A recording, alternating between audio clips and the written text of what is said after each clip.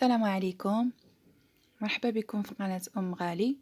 اليوم غنقدم لكم واحد الطبق زوين بزاف بالفول، بما ان الفول الفصل ديالو هذا وموجود في الاسواق نستغلوه.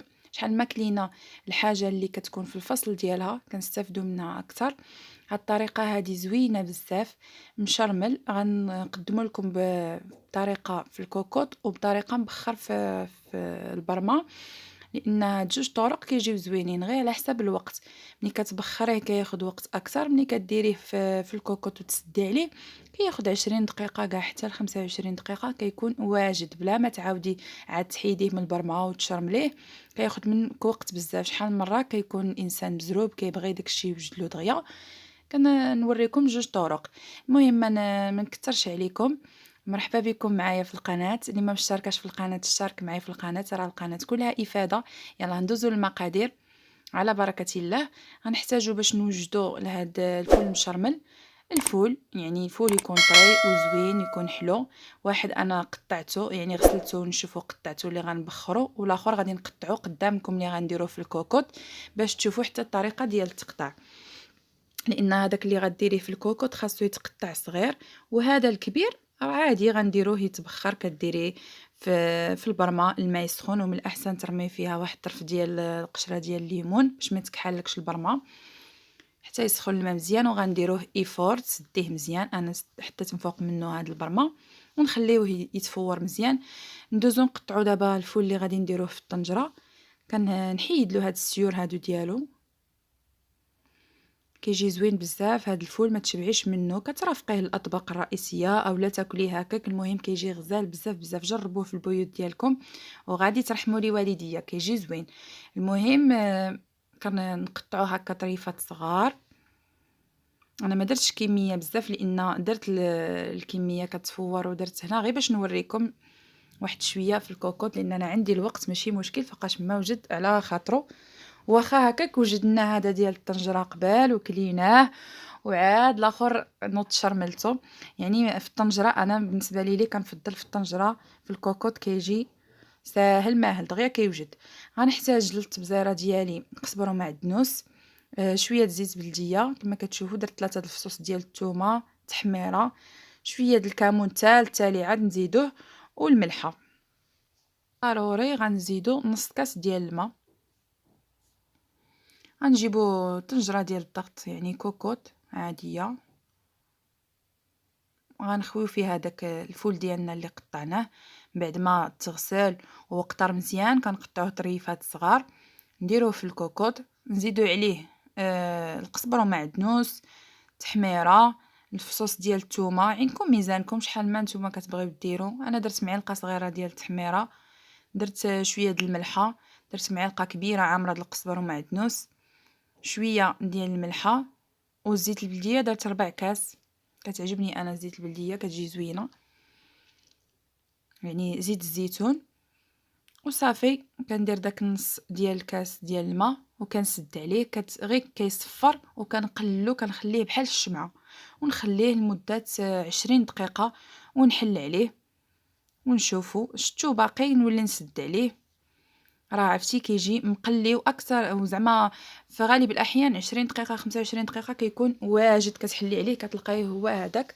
الا جاك يعني باقي فيه شويه ديال الروا اولا شويه ديال الماء غتخليه يزيد شويه. صافي كيتقلى كيجي هو هذاك. صافي دابا غادي نخلط هذا الشيء وغنسد عليه ونخليه يطيب كما قلت لكم 20 دقيقه حتى ل 25 دقيقه. وغادي ندوز الفول الثاني اللي درتو في البرمه. بعد ما كيتفور كنقلبو، عاود الجهه التحتانيه اللي كتفور كتولي الفوق.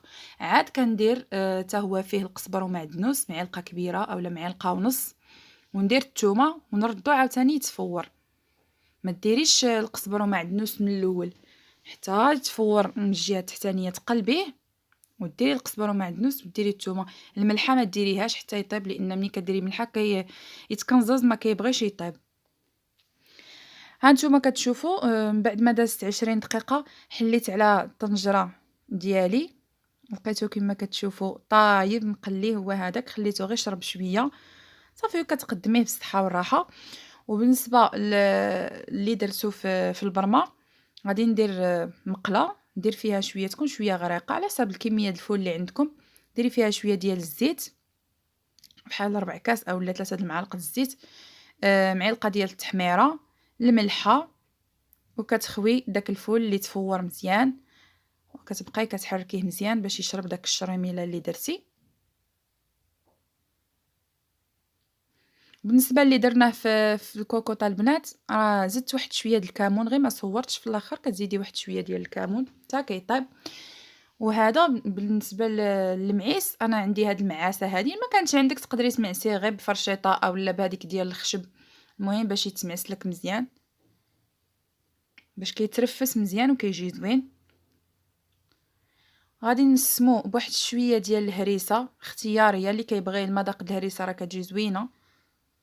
درت واحد شويه غير راس المعلقه د الهريسه، وزدت واحد شويه د القزبر والمعدنوس في التالي هكا خضر. صافي غنحركو ونديروه في الطبيصلات، يعني نرافقوه بطبق رئيسي اولا ناكلوه هكا بوحديتو، كيجي زوين زوين البنات، والله ما تشبعوا منه، غزال بزاف. غادي توليو ديما كديروه في الدار، بعدا في هذا الفصل هذا ديال الفول ديروه بزاف، راه كيجي زوين. وشويه ديال الكمون ضروري في الاخر، لان الكمون ما خصوش يطيب، غير كديري وكتطفي. صافي قدمته في طبيصلات صغار. بالنسبه لهذا اللي في البرمه، ها هو اللي مفور جاه هكا، ودرت من فوقها طريفه ديال الحامض. والثاني اللي درته في الكوكوط حتى هو درت له طريفات ديال الحامض المصير، هانتوما غادي تشوفوه. ودرت له شويه ديال الزيتون الاحمر، ها هو كيجي حتى هو مقلي على حقو طريقو.